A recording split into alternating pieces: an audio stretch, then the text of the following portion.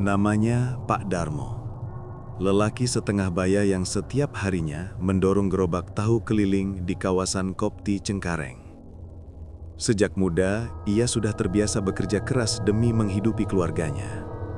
Ia bukan orang yang ambisius.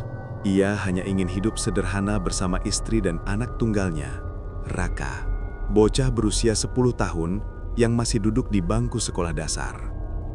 Namun roda kehidupan seringkali bergerak tak terduga.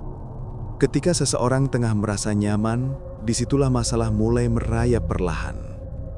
Usaha tahu Darmo semula cukup ramai. Setiap hari ia bisa menjual habis dagangannya sebelum matahari turun.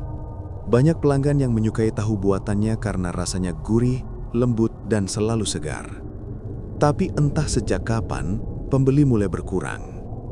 Musim berganti. Ekonomi menurun, dan kehadiran pedagang baru yang lebih modern perlahan menyingkirkan gerobak tuanya dari perhatian masyarakat. Ia sudah mencoba berbagai cara, menambah variasi menu, menawarkan harga lebih murah, hingga memaksakan dirinya bekerja lebih lama.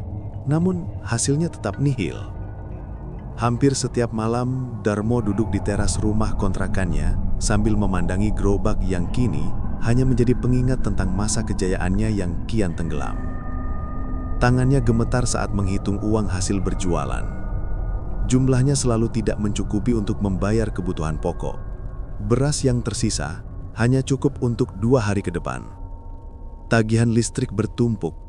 Sementara pemilik kontrakan sudah memberi peringatan keras agar ia segera melunasi tunggakannya. Melihat kondisi itu, istrinya yang bernama Sulastri hanya bisa menghela napas berat. Ia bekerja serabutan sebagai tukang cuci di rumah tetangga, namun penghasilannya pun tidak seberapa. Meski begitu, ia selalu berusaha tersenyum di depan Raka, seolah semua baik-baik saja. "Raka harus tetap sekolah, Mas. Dia satu-satunya harapan kita," ucap Lastri suatu malam sambil menyiapkan makan malam sederhana, nasi dan sambal terasi. Namun di dalam hatinya Darmo diliputi rasa takut. Jika keadaan terus seperti ini, ia bahkan tak yakin bisa membelikan buku pelajaran baru untuk anaknya tahun depan. Ia merasa gagal sebagai kepala keluarga. Tekanan semakin berat ketika para penagih hutang mulai datang. Ada yang berkata dengan sopan, menanyakan kapan ia bisa melunasi pinjamannya. Namun ada pula yang datang dengan nada mengancam. Darmo semakin terpojok. Tidurnya tidak pernah nyenyak. Ia selalu terbangun ketika mendengar suara gerobak melewati rumah, mengira seseorang datang untuk menagih hutang lagi. Raka, walaupun masih kecil, mulai memahami suasana mencekam yang mengelilingi keluarganya.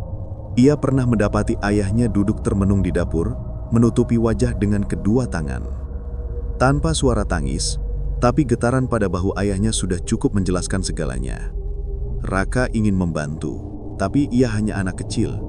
Yang bisa ia lakukan hanyalah belajar dengan rajin dan berharap nilai bagusnya suatu hari dapat mengubah nasib keluarganya.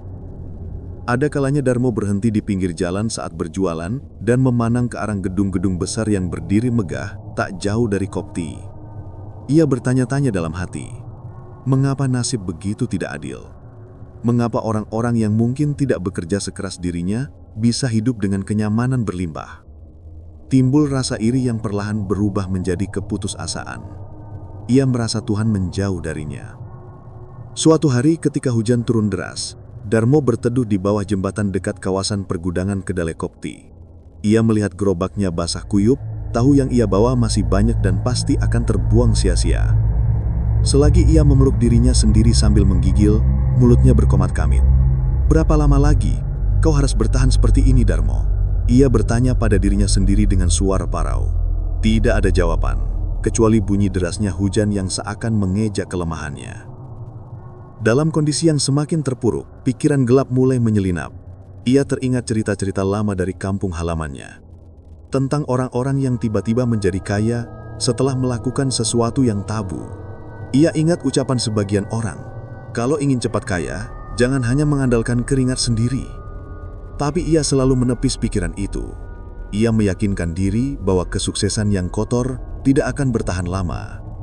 Namun keyakinan itu semakin lemah setiap kali ia pulang membawa gerobak dengan isi dagangan yang tidak laku. Ia benci diri sendiri karena mulai tergoda pada hal-hal yang dulu sangat ia hindari. Ia takut, tapi juga ingin keluar dari kesengsaraan yang terus menghimpitnya.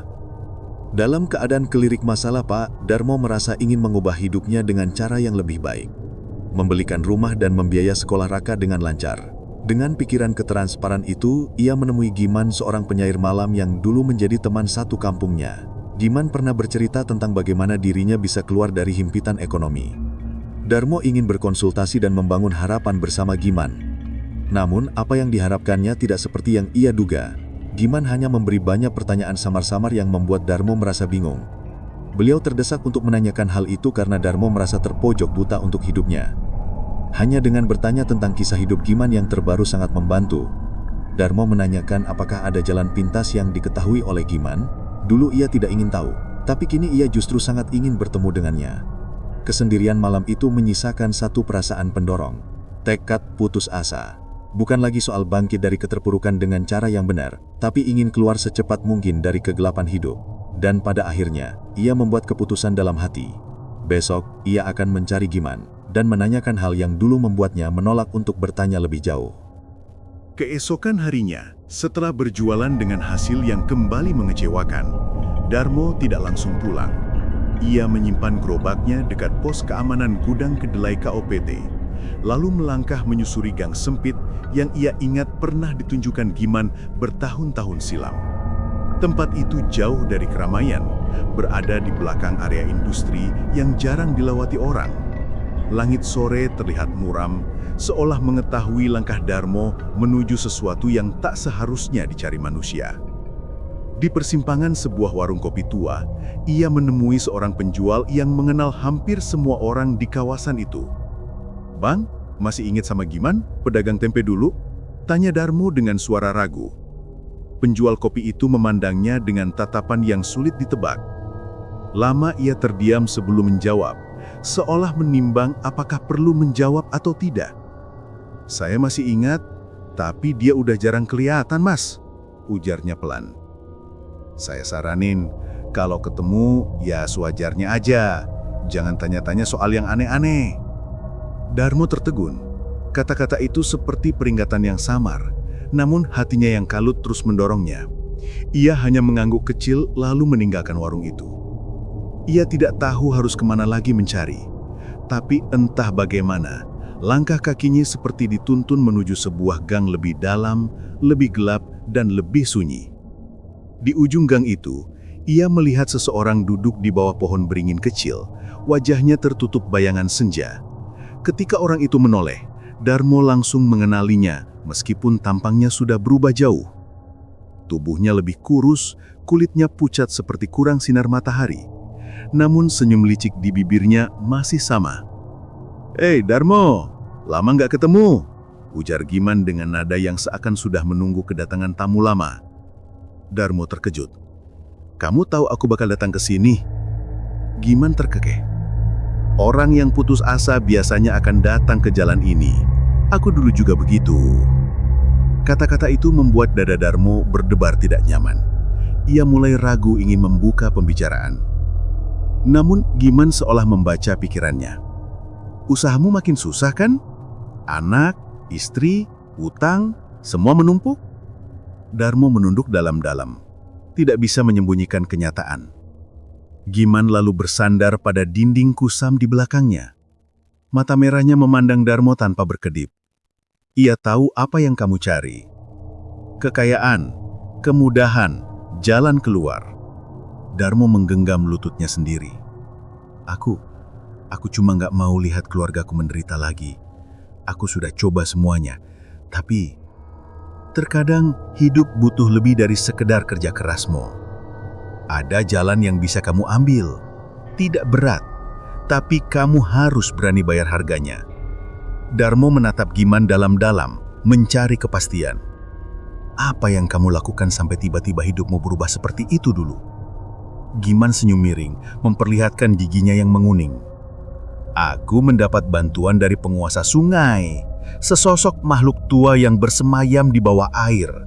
Wujudnya seperti, yuyu putih besar. Yuyu yang tidak akan kau temui di pasar atau laut manapun." Hawa dingin menyelimuti udara. Bahkan angin pun seolah berhenti bertiup saat nama itu disebut. Yuyuputi. Gumam Darmo nyaris tak terdengar. Benar. Giman mendekatinya satu langkah, berbisik tajam.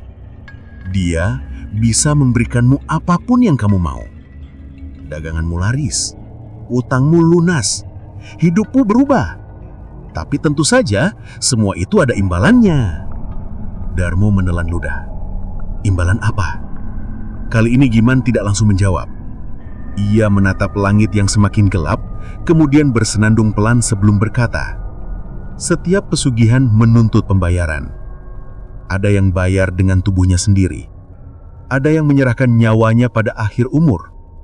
Tapi pesugihan ini menuntut darah penerusmu." Seketika bukan hanya tubuh Darmo yang gemetar, hatinya pun seakan terlempar dari tempatnya. Napasnya tercegat. "Apa? Maksudmu, penerus? Anakmu, Mo?" Jawab Giman datar, tanpa rasa takut atau sesal. "Satu-satunya anakmu. Dia akan menjadi tumbal." Darmo mundur 2 langkah, seolah kata-kata itu menampar wajahnya dengan keras. "Aku nggak mau. Raka masih kecil. Dia segalanya buat aku." Melihat reaksi itu, Giman hanya tersenyum tipis. Semua orang bilang begitu pada awalnya. Tapi ketika kesulitan mencengkram lebih kuat, keputusasaan akan mengubah cara berpikirmu. Kau datang mencari aku, berarti kau sudah siap dengan kemungkinan terburuk.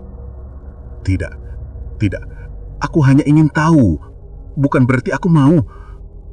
Tawa pendek Giman memecah keheningan. Jika kau benar-benar tidak mau, kenapa kau masih di sini? Kenapa langkah kau terus maju sampai ke hadapanku? Darmo tak bisa menjawab. Ia membenci dirinya sendiri karena diam-diam masih ingin mendengar lebih banyak. Rasa ingin tahu bercampur sangat pekat dengan rasa takut. Lalu Giman mengeluarkan sebuah keping logam kuno dari saku bajunya. Bentuknya bundar, namun berlubang aneh di bagian tengahnya seolah sesuatu pernah menggigitnya. Ia meletakkannya ke tangan Darmo. "Kalau kau berubah pikiran, datanglah ke sungai belakang gudang kedelai KOPT. Tunggu sampai tengah malam. Bawa keping itu. Dan jangan lupa, saat kau dipanggil, jangan menoleh."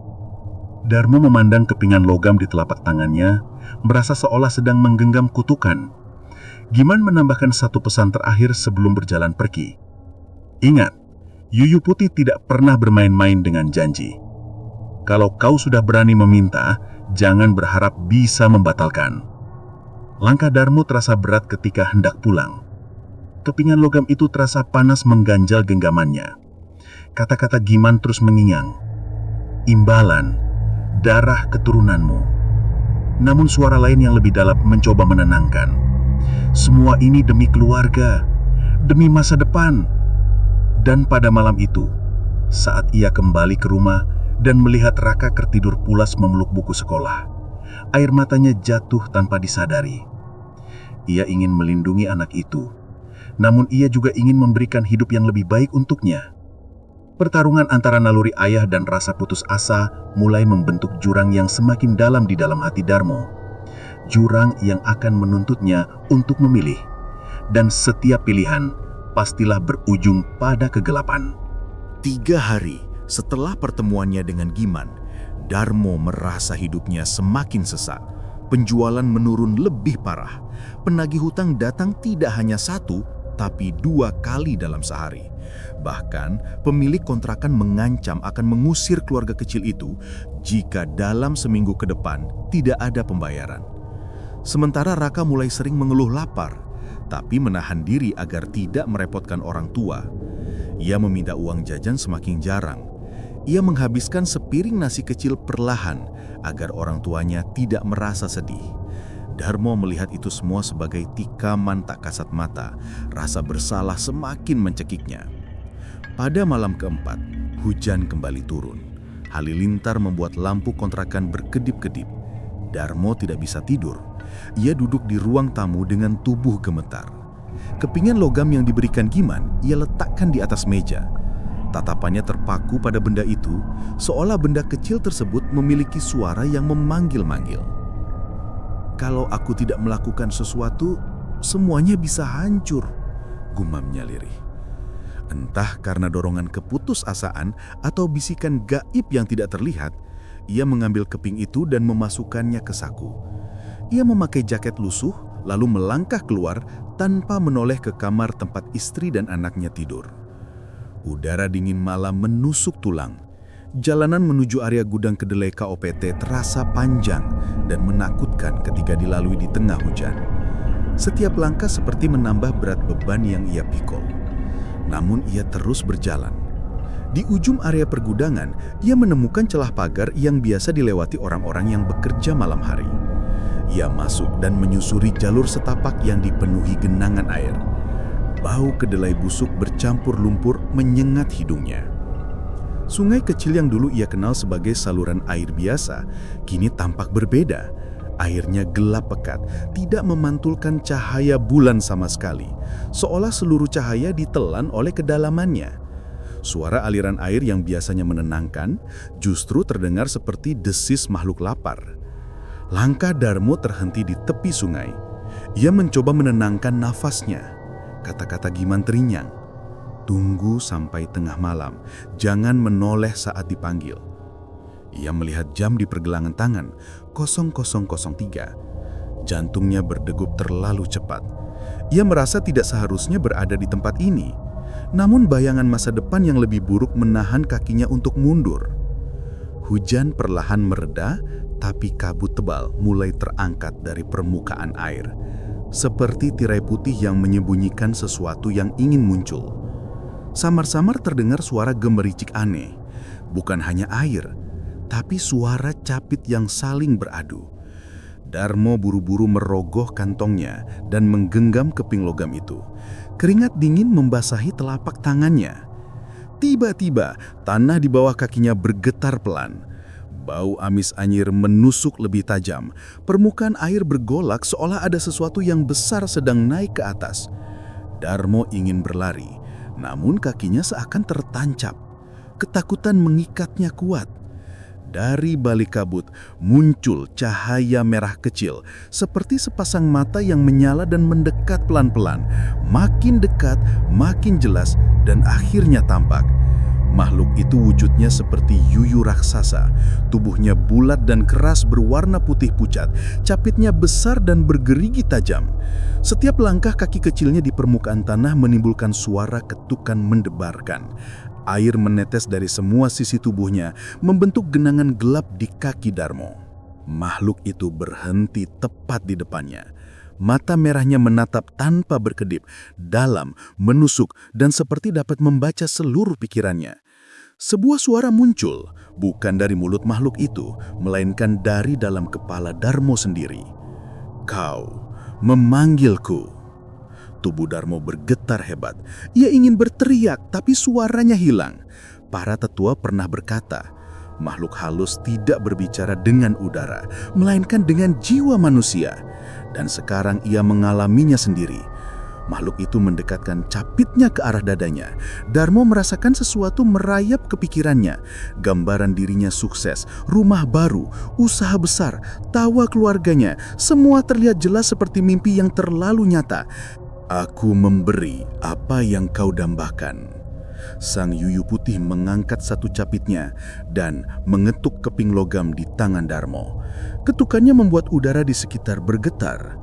Sebagai gantinya, aku mengambil apa yang paling berarti dari hidupmu. Dalam sekejap, gambaran kebahagiaan dalam benaknya berubah menjadi sosok Raka. Wajah pucat, tubuh terguyur air sungai, kedua mata tertutup rapat, seolah sedang tidur atau tidak pernah bangun lagi. Darmo menggeleng keras. Tidak, aku tidak bisa menyerahkan anakku. Makhluk itu mendesis dengan suara basah. Tidak ada kekayaan tanpa tumbal. Kau sudah memanggilku, kau sudah meminta, janji akan diikat malam ini. Capit besar bergerak cepat menggenggam pergelangan tangan Darmo yang memegang keping logam. Sakitnya seperti terbakar. Keping itu menyala redup seperti diserap oleh sesuatu dari tubuhnya. Darmo berusaha menarik tangan tapi cengkraman itu terlalu kuat.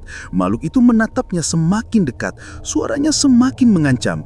Sebagai ayah, kau harus memilih miskin sampai mati atau kaya dengan harga darah. Pilih sekarang. Air mata mengalir tanpa terkendali. Seluruh tubuh Darmo bergetar hebat. Ia merasa terjebak di antara dua jurang yang sama gelapnya. Dunia terasa berputar, nafasnya sesak. Ia berjerit dalam hati, "Tolong, aku hanya ingin menyelamatkan keluargaku." Dan tiba-tiba, capi itu melepaskan genggamannya. Makhluk itu mundur perlahan kembali ke tepi air. Kabut menebal menyelimuti sekujur tubuhnya. Namun sebelum menghilang sepenuhnya, suaranya menyusup sekali lagi ke dalam kepala Darmo. Kesepakatan telah tercium. Kekayaan akan datang kepada kalian. Aku akan menagih saat waktunya tiba. Sungai kembali diam, seolah tidak pernah terjadi apa-apa. Darmo terduduk lemas di tanah becek. Tangan kanannya masih memegang keping logam. Kini warnanya memudar dan bentuknya berubah seperti kulit kepiting tua yang rapuh. Ia tidak tahu apakah ia sudah menyetujui perjanjian itu atau tidak. Yang ia tahu hanyalah satu hal. Ia sudah melangkah terlalu jauh. Dan dari dalam kabut yang mulai memudar, suara kecil yang menakutkan terdengar lirih. Klik, klik, klik. Suara capit menagih janji. Sejak malam di sungai itu, Darmo tidak lagi menjadi orang yang sama. Tubuhnya masih melemah, tetapi isi pikirannya berubah kacau. Ia tidak tahu apakah yang terjadi hanyalah mimpi buruk atau kenyataan yang belum sepenuhnya ia pahami. Namun satu hal yang tidak bisa ia pungkiri, ada sesuatu yang telah ia bangkitkan. Keesokan paginya, ketika ia membuka gerobak tahu miliknya dengan rasa enggan, sesuatu yang aneh terjadi. Hanya dalam hitungan menit setelah ia mulai berdagang, pelanggan berdatangan tanpa henti. Orang-orang yang biasanya hanya lewat, kini tiba-tiba ingin membeli. Banyak yang bahkan memborong dalam jumlah besar tanpa menawar harga. "Mas, tambah 2 porsi lagi ya. Sini saya beli semua yang masih ada." Darmo terpaku melihat tahu-tahunya cepat menghilang dari wadah. Belum juga jam makan siang, dagangannya sudah habis total. Sesuatu yang belum pernah terjadi lagi selama hampir 1 tahun terakhir. Ia pulang membawa uang lebih banyak dari biasanya, bahkan jauh lebih banyak. Sulastri menyambutnya dengan mata membesar karena kaget. "Mas, ini benar hasil jualan. Ini banyak sekali." Darmo hanya mengangguk dengan senyum yang ia paksakan. Ada rasa senang, tapi di balik itu ia menyembunyikan rasa ngeri yang mulai tumbuh. Ia tidak bercerita pada istrinya mengenai kejadian semalam. Apa yang harus ia katakan? Bahwa ia membuat perjanjian dengan Yuyu Putih raksasa di sungai? Itu hanya akan membuat keluarganya tambah takut. Hari-hari berikutnya keberuntungan itu terus mengalir. Pelanggan makin banyak. Warung-warung kecil mulai memesan padanya sebagai pemasok tetap. Ia tidak lagi khawatir soal beras, listrik, atau uang sekolah Raka. Semuanya seolah berjalan begitu mulus. Namun, setiap kali malam tiba, bayangan capit dan mata merah itu kembali muncul dalam mimpinya. Sungai yang gelap, suara bisikan kehampaan, dan suara capit. Klik, klik, klik. Seolah mengingatkan bahwa hutang harus dibayar. Seminggu kemudian, di malam yang tampak biasa, kejadian pertama yang mengganggu ketenangan rumah itu muncul. Raka terbangun dari tidurnya dengan wajah pucat. Napasnya terengah. Ia berlari ke kamar orang tuanya sambil menangis tertahan. "Pak, tadi di jendela ada suara aneh, kayak tok, tok, tok. Tapi bukan orang, Pak. Suaranya kayak kuku atau capit, Pak." Darmo langsung merinding dari ujung kaki hingga kepala. Ia memeluk anaknya erat, tapi tangannya terasa dingin seperti es. "Itu cuma suara tikus, Nak," ucapnya berusaha menenangkan. Tapi ia tahu, itu tidak benar. Malam kedua, kejadian kembali terulang. Kali ini, Raka mendengar bisikan memanggil namanya. Raka. Raka. Bisikan yang datang dari arah kamar mandi. Dari saluran air yang mengalir ke sungai belakang. Raka ketakutan sampai tubuhnya gemetar. Sulastri menuduh Darmo terlalu banyak cerita horor kepada anaknya. Namun Darmo tahu sumber rasa takut itu bukan sekadar imajinasi bocah. Pada malam ketiga, suara itu terdengar lebih jelas. Bukan hanya Raka yang mendengar, tapi Darmo juga, ketika ia sedang mencuci tangan di wastafel dapur. Air yang mengalir tiba-tiba menjadi keruh, lalu mengeluarkan suara gemertak, seperti sesuatu yang sedang memanjat pipa. Saatnya membayar. Darmo tersungkur jatuh, wajahnya pucat selemah kertas. Keringat dingin mengucur deras. Ia hampir muntah karena panik. Mata air yang biasa menjadi penyuplai kehidupan, kini berubah menjadi jalur ancaman. Semakin hari, keberhasilan usahanya justru menjadi cambuk rasa bersalah yang tak tertahankan. Ia mulai memaksa dirinya percaya bahwa semua yang terjadi hanya kebetulan. Bahwa kesepakatan itu belum benar-benar mengikat. Namun setiap kali ia memandangi wajah Raka, anak tunggal yang selama ini menjadi alasan ia bertahan, suara lain muncul dalam hatinya. Kau yang meminta, anakmu adalah bayarannya. Konflik itu mengerogoti kewarasannya sedikit demi sedikit. Ia tidak lagi bisa tidur nyenyak. Ia selalu memeriksa pintu dan jendela setiap malam. Ia takut air. Ia takut suara tetesan dari keran rusak. Ia takut seluruh dunia mengingatkannya pada makhluk itu. Sulastri mulai curiga dengan perubahan sikap Darmo, tapi tidak tahu apa yang harus ia tanyakan. Ada dinding rahasia gelap yang Darmo ciptakan tanpa ia sadari. Dan pada suatu malam, muncul pertanda yang tidak bisa ia abaikan. Saat ia sedang menghitung uang hasil jualan yang semakin melimpah, kepingan logam yang ia simpan di laci dan sudah tampak rapuh seperti tempurung, tiba-tiba bergerak sendiri. Benda itu bergetar, lalu terbelah pelan seperti retakannya membuka. Dari dalam retakan itu keluar air hitam pekat setetes demi setetes. Dan ketika tetesan terakhir jatuh ke lantai, suara itu terdengar lagi. Kesepakatan tercium. Waktunya semakin dekat. Di saat itu, Raka menangis dari kamar tidur karena memimpikan sosok Yuyu putih besar yang memanggilnya dari dalam sungai. Darmo berlari ke kamar anaknya, hanya untuk melihat sesuatu yang membuat lututnya hampir roboh. Di ujung kaki Raka yang sedang menangis dalam tidur, ada bekas jejak air berbentuk kecil, seperti langkah kaki kepiting. Arahnya menuju kamar mandi. Dan baru saat itu, Darmo menyadari makhluk itu sudah mulai mengambil haknya. Belum sekarang, tapi segera. Dan janji yang ia buat bukan lagi sekadar ancaman, melainkan kutukan yang hidup. Sudah 3 hari sejak lelaki mata hitam itu mendatangi rumah mereka. Seruan ganjil itu masih terngiang di kepala Bagas setiap kali ia mencoba memejamkan mata. Rasa tahu manismu berasal dari darah yang seharusnya bukan milikmu. Kalimat itu membuatnya sulit tidur. Ia mulai memperhatikan sikap ayahnya yang semakin aneh.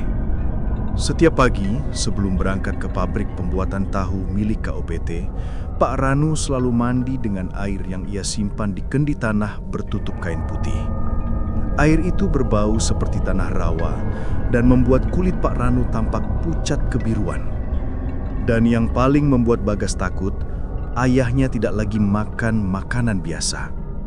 Ia hanya meminum air rebusan tahu berkali-kali seperti seseorang yang kehausan, namun minuman itu tak pernah cukup. Sementara itu, dagangan mereka semakin laris. Bahkan ada pelanggan yang datang jauh-jauh dari luar kota. Mereka memuji rasa tahu yang lembut dan gurih seolah dibuat dari bahan terbaik. Bagas hanya diam setiap kali mendengar pujian itu.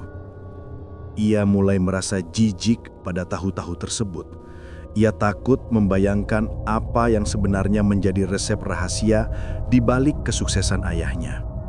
Namun hal yang paling mengganggunya adalah setiap sore, menjelang maghrib, Pak Ranu selalu menghilang. Katanya ia pergi mengantar pesanan, tapi Bagas tahu itu bohong. Ia pernah mengintip ketika ayahnya berjalan ke arah pasar tua yang sudah lama ditutup.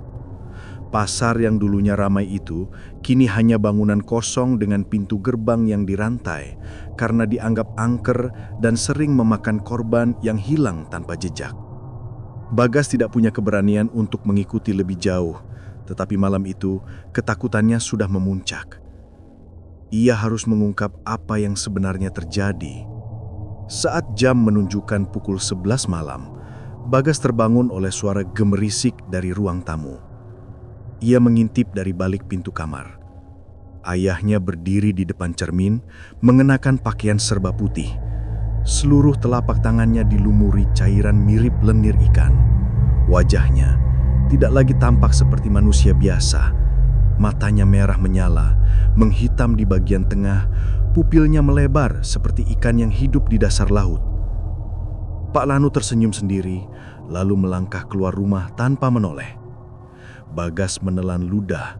Ia mengambil senter kecil, mengenakan kaos, dan diam-diam mengikuti ayahnya dari belakang. Angin malam di Cengkareng terasa jauh lebih dingin dari biasanya. Jalanan sepi, hanya suara-suara serangga terdengar samar. Bagas berjalan perlahan, menjaga jarak agar ayahnya tak menyadari keberadaannya. Aroma amis mengikuti setiap langkah ayahnya, bau yang mengingatkannya pada kolam ikan mati. Setibanya di pasar tua, rantai besar yang menutup pintu gerbang ternyata telah terlepas, seolah seseorang baru saja membukanya dengan sengaja. Pak Ranu masuk tanpa ragu. Bagas menghela napas dan memberanikan diri melangkah masuk. Di dalam pasar, suasana jauh lebih gelap dan lembab. Banyak bangunan lapuk, kios-kios kosong dengan papan nama yang sudah roboh, dan air genangan yang memantulkan cahaya remang dari senter Bagas. Suara tetesan air terdengar dari arah yang tidak jelas. Tiba-tiba, suara nyanyian lirih terdengar dari bagian terdalam pasar. Alunan itu terdengar seperti lantunan doa, namun ritmenya kacau dan tidak menyerupai bahasa manusia. Bagas mematikan senter, napasnya tertahan. Ia mengikuti suara itu perlahan hingga mencapai sebuah kios besar berbilik bertuliskan kios ikan segar tutup permanen.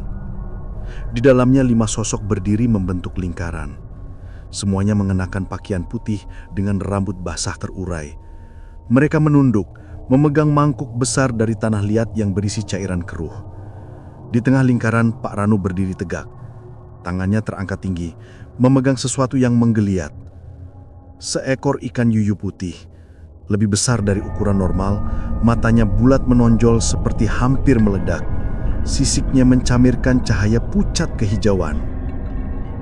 Pak Ranu berbicara dalam bahasa yang tidak dimengerti Bagas. Kata-katanya terdengar seperti bunyi air menggelegak. Kemudian ia berteriak, suara yang bukan suara ayahnya lagi, lebih dalam, lebih berat, seperti suara dari kedalaman laut. Bagas menahan teriakan ketika melihat tubuh ayahnya perlahan berubah. Kulitnya mengelupas, menyisakan permukaan licin seperti sirip. Dari punggungnya, tulang menonjol membentuk sirip. Tiba-tiba, satu dari mereka menyadari kehadiran Bagas. Suara mendesis terdengar bersamaan. 5 kepala menoleh bersamaan ke arah Bagas. Mereka bersembunyi, mata mereka hitam pekat tanpa bola mata. Anak laki-laki itu, sudah waktunya, desis salah satu sosok. Bagas terpaku, lututnya gemetar, jantungnya seperti berhenti. Pak Ranu mengangkat wajahnya, wajah ikan dengan rahang memanjang. Ia menyeringih, memperlihatkan deretan gigi runcing seperti duri. Lalu suara ayahnya terdengar, namun bukan sebagai seorang ayah. Bagas, saatnya kau menggantikan ayah, menjadi tumbal tunggal. Bagas mundur panik, tapi kakinya terpeleset oleh air licin, membuat tubuhnya terjatuh keras. Senter di tangannya terlempar dan padam. Dalam kegelapan pekat itu, suara langkah meloncatkan mendekatinya cepat. Suara sirip menyapu lantai, suara genggaman basah, dan gumaman doa yang melengking. Tumbal untuk pesugihan Yuyu Putih. Suara itu terasa begitu dekat di belakang telinganya. Bagas ingin lari, ingin berteriak meminta tolong, namun tubuhnya tak bisa digerakkan lagi. Sesuatu yang dingin dan berlendir menyentuh tengkuknya. Malam itu, pasar gelap Cengkareng menjadi saksi bahwa rahasia kesuksesan bukan hanya tentang usaha, tetapi tentang siapa yang harus dikorbankan. Sudah 3 hari sejak lelaki mata hitam itu mendatangi rumah mereka. Seruan ganjil itu masih terngiang di kepala Bagas setiap kali ia mencoba memejamkan mata. Rasa tahu manismu berasal dari darah yang seharusnya bukan milikmu. Kalimat itu membuatnya sulit tidur. Ia mulai memperhatikan sikap ayahnya yang semakin aneh. Setiap pagi, sebelum berangkat ke pabrik pembuatan tahu milik KOPTI, Pak Ranu selalu mandi dengan air yang ia simpan di kendi tanah bertutup kain putih. Air itu berbau seperti tanah rawa dan membuat kulit Pak Ranu tampak pucat kebiruan. Dan yang paling membuat Bagas takut, ayahnya tidak lagi makan makanan biasa. Ia hanya meminum air rebusan tahu berkali-kali, seperti seseorang yang kehausan, namun minuman itu tak pernah cukup. Sementara itu, dagangan mereka semakin laris. Bahkan ada pelanggan yang datang jauh-jauh dari luar kota. Mereka memuji rasa tahu yang lembut dan gurih, seolah dibuat dari bahan terbaik. Bagas hanya diam setiap kali mendengar pujian itu. Ia mulai merasa jijik pada tahu-tahu tersebut. Ia takut membayangkan apa yang sebenarnya menjadi resep rahasia di balik kesuksesan ayahnya. Namun, hal yang paling mengganggunya adalah setiap sore menjelang maghrib, Pak Ranu selalu menghilang. Katanya ia pergi mengantar pesanan, tapi Bagas tahu itu bohong. Ia pernah mengintip ketika ayahnya berjalan ke arah pasar tua yang sudah lama ditutup. Pasar yang dulunya ramai itu kini hanya bangunan kosong dengan pintu gerbang yang dirantai karena dianggap angker dan sering memakan korban yang hilang tanpa jejak. Bagas tidak punya keberanian untuk mengikuti lebih jauh. Tetapi malam itu ketakutannya sudah memuncak. Ia harus mengungkap apa yang sebenarnya terjadi. Saat jam menunjukkan pukul 11 malam, Bagas terbangun oleh suara gemerisik dari ruang tamu. Ia mengintip dari balik pintu kamar. Ayahnya berdiri di depan cermin, mengenakan pakaian serba putih. Seluruh telapak tangannya dilumuri cairan mirip lendir ikan. Wajahnya tidak lagi tampak seperti manusia biasa. Matanya merah menyala, menghitam di bagian tengah, pupilnya melebar seperti ikan yang hidup di dasar laut. Pak Ranu tertenyum sendiri, lalu melangkah keluar rumah tanpa menoleh. Bagas menelan ludah. Ia mengambil senter kecil, mengenakan kaos, dan diam-diam mengikuti ayahnya dari belakang. Angin malam di Cengkareng terasa jauh lebih dingin dari biasanya. Jalanan sepi, hanya suara-suara serangga terdengar samar. Bagas berjalan perlahan, menjaga jarak agar ayahnya tak menyadari keberadaannya. Aroma amis mengikuti setiap langkah ayahnya. Bau yang mengingatkannya pada kolam ikan mati. Setibanya di pasar tua, rantai besar yang menutup pintu gerbang ternyata telah terlepas. Seolah seseorang baru saja membukanya dengan sengaja. Pak Ranu masuk tanpa ragu. Bagas menghela nafas dan memberanikan diri melangkah masuk.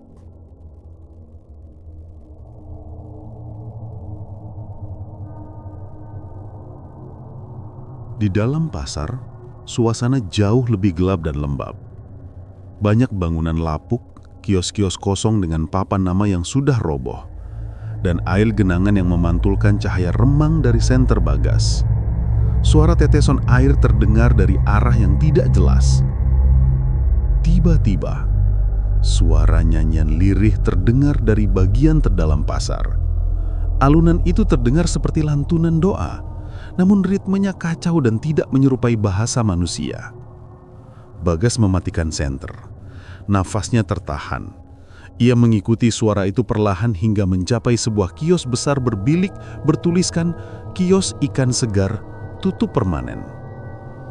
Di dalamnya, 5 sosok berdiri membentuk lingkaran. Semuanya mengenakan pakaian putih dengan rambut basah terurai. Mereka menunduk memegang mangkuk besar dari tanah liat yang berisi cairan keruh. Di tengah lingkaran, Pak Ranu berdiri tegak. Tangannya terangkat tinggi, memegang sesuatu yang menggeliat. Seekor ikan yuyu putih, lebih besar dari ukuran normal. Matanya bulat menonjol seperti hampir meledak, sisiknya menyanarkan cahaya pucat kehijauan. Pak Ranu berbicara dalam bahasa yang tidak dimengerti Bagas. Kata-katanya terdengar seperti bunyi air menggelegak. Kemudian ia berteriak. Suara yang bukan suara ayahnya lagi, lebih dalam, lebih berat seperti suara dari kedalaman laut. Bagas menahan teriakan ketika melihat tubuh ayahnya perlahan berubah. Kulitnya mengelupas, menyisakan permukaan licin seperti sirip. Kakinya tampak meregang, jari-jari menyatu seperti kaki katak.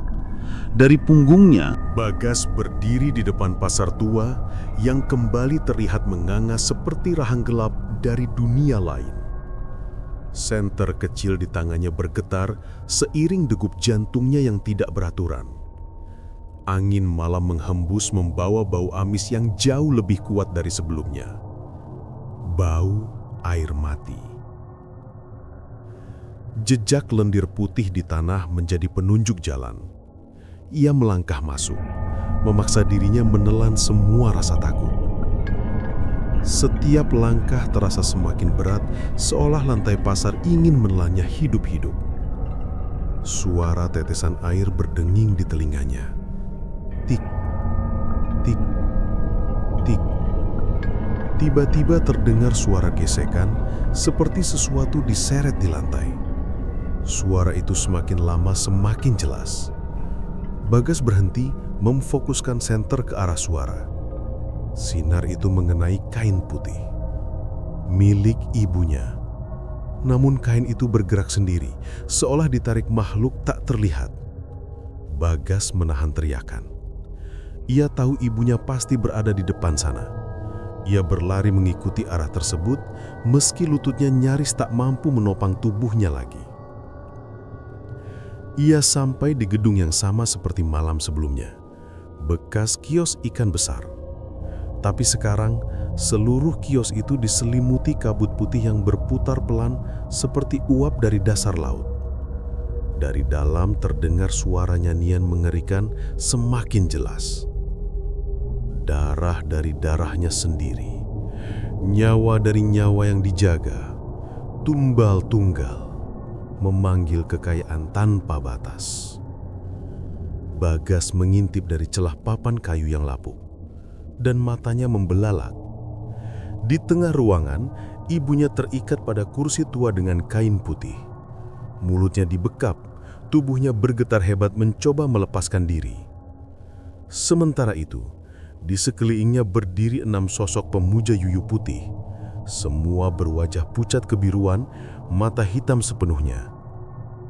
Nafas mereka terdengar seperti ikan yang terdampar kehabisan air. Sosok paling mengerikan adalah ayahnya. Pak Ranu kini jauh lebih berubah daripada malam sebelumnya.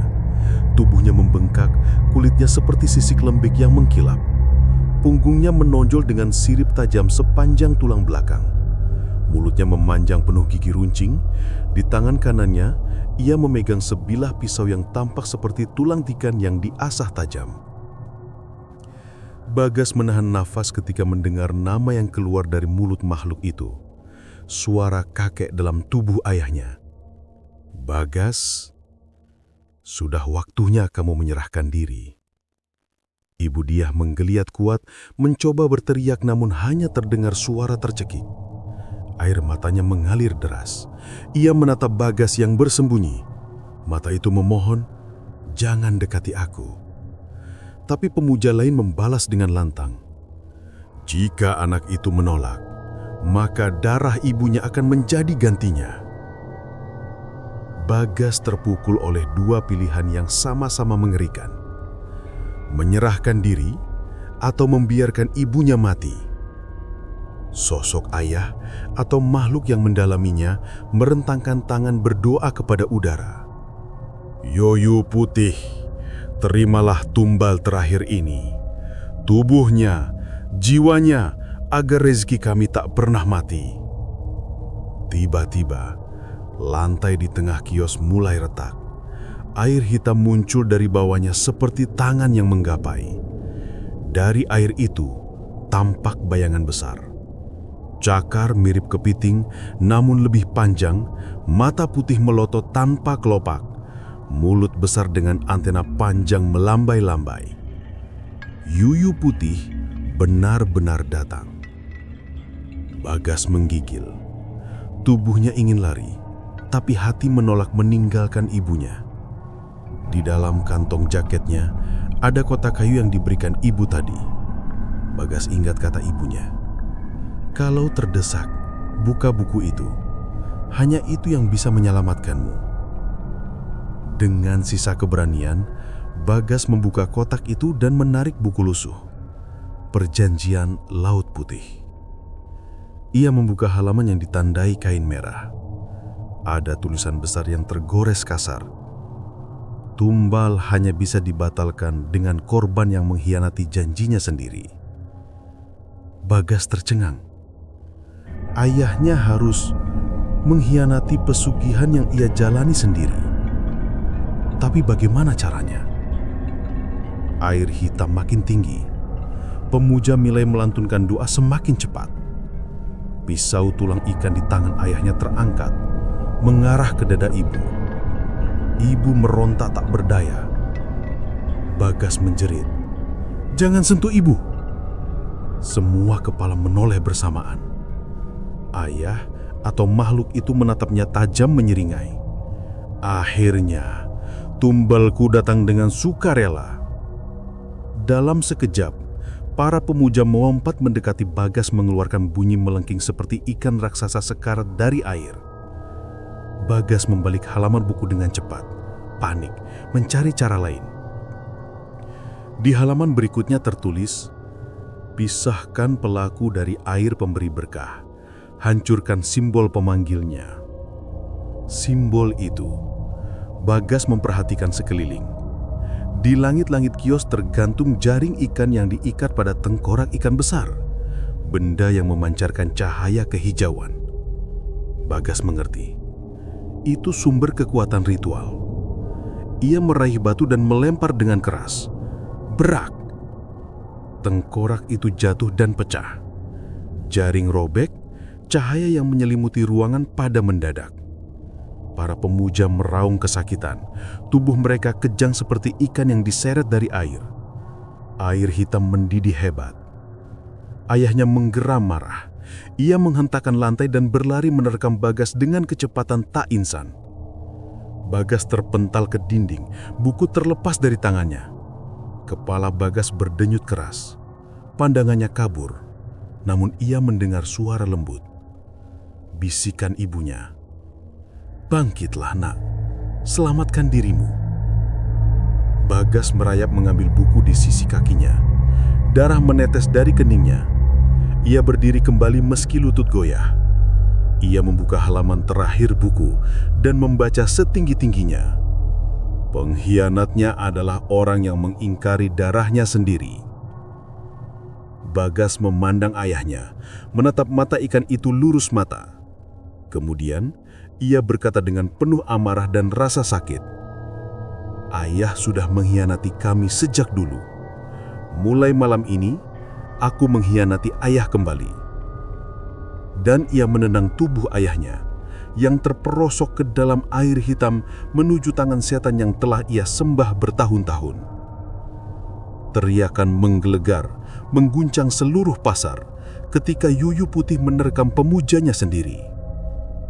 Bagas hanya bisa menutup telinganya.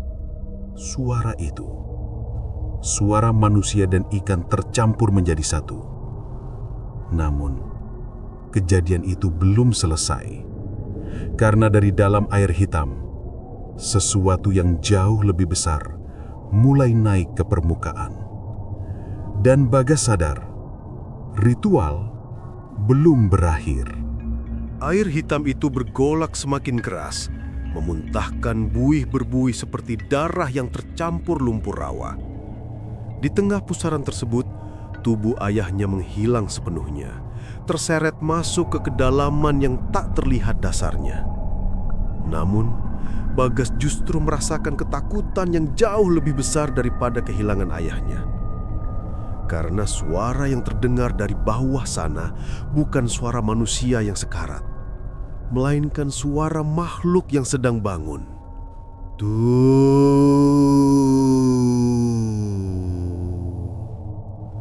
Suara panjang itu menggema di seluruh kios seperti raungan dari dasar laut yang tertutup, bergetar sampai ke tulang Bagas. Para pemuja lain terkapar, tubuh mereka seperti meleleh menjadi lendir putih yang menyatu dengan lantai, dikorbankan tanpa ampun oleh entitas yang sama yang mereka sembah. Air hitam itu mereka. Dari sana muncul cakar raksasa yang licin dan berselaput, menancap pada lantai beton seperti memecahkan tulang. Kemudian sebuah kepala raksasa menyembul keluar. Mata menonjol putih menghadap ke segala arah, rahang panjang penuh duri dan lendir menetes. Yuyu Putih telah bangkit. Bukan lagi sebagai bayangan atau roh, tetapi sebagai makhluk nyata, lapar dan menuntut.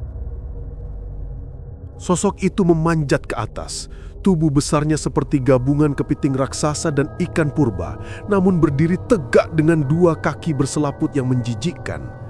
Antena panjang terjulur mencari dan menemukan targetnya, Bagas. Makhluk itu memekik, suaranya seperti kaca retak bercampur suara air mendidih. Darahnya, nyawa tumbal terakhir. Bagas hampir kehilangan akal. Ia memandangi ibunya yang masih terikat. Dalam kondisi panik, Bagas bergegas menuju ibunya dan berusaha melepaskan ikatannya. Tali kain itu lengket oleh lendir, sulit sekali diurai. Di belakang mereka, suara Yuyu Putih terdengar menghentak-hentak. Duk, duk, duk. Lantai bergetar setiap kali kakinya menyentuh tanah. Bagas membuka ikatan terakhir, ibu dia langsung terjatuh ke pelukan Bagas, tapi ia lemah, terlalu lama ditahan dan disiksa. Nafasnya pendek dan wajahnya pucat pasi. "Maafkan ibu, nak," ujar ibunya dengan suara nyaris tak terdengar sambil menyentuh pipi Bagas. "Seharusnya ibu bisa menyelamatkanmu sejak lama." "Tidak, kita masih bisa selamat, Bu. Kita harus..." Belum sempat ia menyelesaikan kalimatnya, bayangan raksasa menutupi keduanya. Cakar Yuyu Putih menyambar udara dan menghancurkan kursi tempat ibu terikat tadi menjadi serpihan. Bagas menarik ibunya mundur secepatnya menuju lorong belakang kios. Makhluk itu menggeram, menggeser tubuh raksasanya mengejar. Di tangan Bagas, buku Perjanjian Laut Putih masih tergenggam erat. Ia membulak-balik halaman dengan senter kecil yang ia pegang di mulut. Di bagian belakang buku, ia menemukan tulisan berbeda, tinta merah seperti darah yang masih basah. Makhluk ini terikat pada rejeki orang yang memanggilnya. Jika pemanggil mati, Yuyu Putih akan memburu darah penerus. Hanya 2 cara untuk menghentikannya. Kembalikan tumbal yang hilang atau korbankan perjanjian dengan darah pembuatnya. Bagas tertegun. Perjanjian itu diikat oleh ayahnya, pemanggil utama. Ayahnya sudah ditelan Yuyu Putih sendiri, yang berarti sekarang Bagas adalah penerus darah, tumbal utama. Dan Yuyu Putih tak akan berhenti sebelum ia dimakan hidup-hidup. Bagas dan ibunya berlari menuju pintu samping pasar, tapi pintu itu tertutup rapat oleh jaring besar berselimut lendir. Di belakang mereka, suara makhluk itu makin dekat, antenanya menyambar udara dan memecahkan lampu gantung sehingga pasar kembali gelap. Dalam kegelapan, Yuyu Putih hanya perlu mencium bau darah Bagas. Ibu memeluk Bagas erat. "Nak, kamu harus lari. Tinggalkan ibu." Bagas langsung menutup mulut ibunya dengan telapak tangan gemetar. "Jangan pernah minta aku meninggalkan ibu lagi." Cahaya kecil dari senter memantulkan sesuatu di dinding. Bagas melihat sebuah parang tua, senjata milik pedagang dulu yang tertinggal dan berkarat. Dengan cepat ia mengambilnya. Yuyu Putih menyentakkan kepalanya maju, rahangnya menganga luas, cukup untuk menelan manusia utuh tanpa sisa. Bagas berdiri di depan ibunya dan berteriak, "Aku bukan tumbalmu!" Makhluk itu menerang. Bagas mengayun parang dengan seluruh kekuatan, menancap tepat di salah satu mata raksasa itu. Yuyu Putih mengamuk, tubuh raksasanya menghantam tembok-tembok kios hingga roboh, pasar berguncang hebat. Bagas dan ibunya terlempar ke lantai. Parang itu patah, tapi serangan itu memberi mereka satu kesempatan, melarikan diri. Bagas memapah ibunya keluar kios menembus lorong-lorong gelap yang berliku. Di belakang mereka, suara makhluk itu mengaum semakin marah. "Darah tetap harus dibayar, tumbal harus dibayar." Bagas merasa nafasnya hampir habis. Mereka mendekati pintu keluaran pasar yang kini terlihat terbuka sedikit, seolah ada yang sengaja menunggu. Namun, tepat ketika mereka hampir mencapai pintu, cakar Yuyu Putih menyambar kaki Bagas. Ia terseret kembali, lantai penuh pecahan kaca dan lendir membuat tubuhnya tergores. Bagas menjerit dengan kesakitan, namun ia tetap menggenggam kotak kayu erat. Ibunya mencoba menarik Bagas, tapi kekuatan makhluk itu jauh lebih besar. Tubuh Bagas perlahan terangkat ke udara, tepat di depan wajah raksasa itu. Nafasnya dipenuhi bau busuk air rawa. Antena panjang itu melilit tubuhnya kuat-kuat, seakan sedang meyakinkan tumbal tidak bisa kabur lagi. "Kau milik Laut Putih!" Suara itu bergemuruh. Bagas meronta dengan sisa tenaga, namun sia-sia. Ibunya berteriak putus asa memanggil namanya. Dalam keadaan terjepit itu, tiba-tiba kotak kayu yang ia genggam terjatuh dan pecah. Dari dalamnya sesuatu yang kecil dan putih menggelinding keluar, sekeras tulang bayi. Bagas menatap itu, dan untuk pertama kalinya dalam hidup ia memahami arti sebenarnya dari tumbal pertama. Tulang kecil itu adalah kakaknya. Yuyu Putih terhenti, matanya menatap tulang itu seperti menemukan mangsa yang lebih nikmat. Antena yang melilit tubuh Bagas melemah sejenak, dan di sanalah titik pertaruhan terakhir mulai terlihat. Tapi apakah Bagas harus menyerahkan tulang kakaknya? Apakah ia harus mengorbankan keluarga sekali lagi untuk menyelamatkan dirinya? Atau ada cara lain untuk menghentikan Yuyu Putih? Jawaban itu akan menentukan apakah darah keluarga Ranu tetap terkutuk atau akhirnya bebas. Karena malam ini di pasar gelap yang terkutuk, hanya satu di antara mereka yang akan kembali hidup. Malam itu, hujan turun lebih deras dari biasanya. Seolah langit ingin menutupi seluruh kesalahan manusia yang tersembunyi di balik tembok-tembok rumah sederhana Nyoto. Setiap tetes air menghantam tanah dengan suara seperti langkah kaki yang bergegas, semakin menambah ketegangan yang sudah menyesakan. Angin mendesir di celah jendela, membuat tirai lusuh berkibar pelan, mengintipkan gelapnya malam yang tak bersahabat. Di dalam rumah itu, tak ada lagi tawa kecil, tak ada lagi kehangatan keluarga. Yang tersisa hanya ketakutan yang menggumpal, mengisi seluruh udara seperti asap pekat yang sulit dihirup. Rina duduk memeluk lututnya di sudut kamar, matanya yang sembab menatap kosong ke depan. Tubuhnya gemetar, bukan karena dinginnya hujan, tapi karena ketakutan yang kini sudah menjelma sebagai mimpi buruk yang nyata.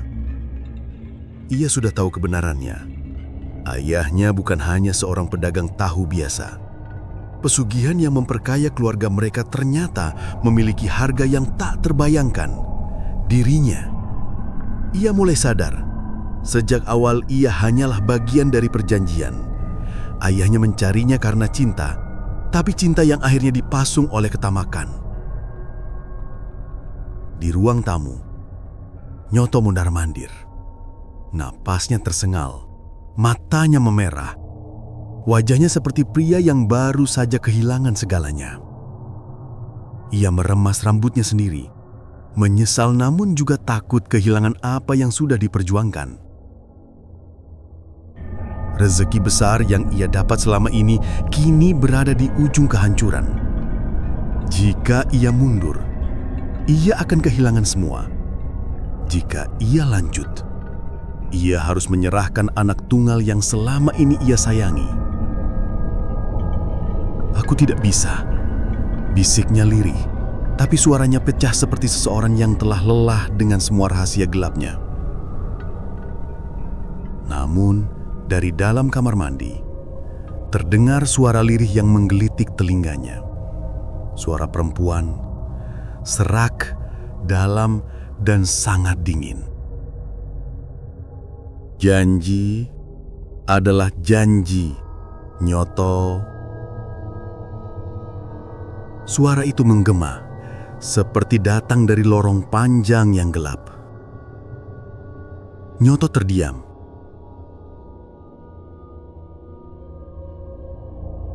Tubuhnya menegang.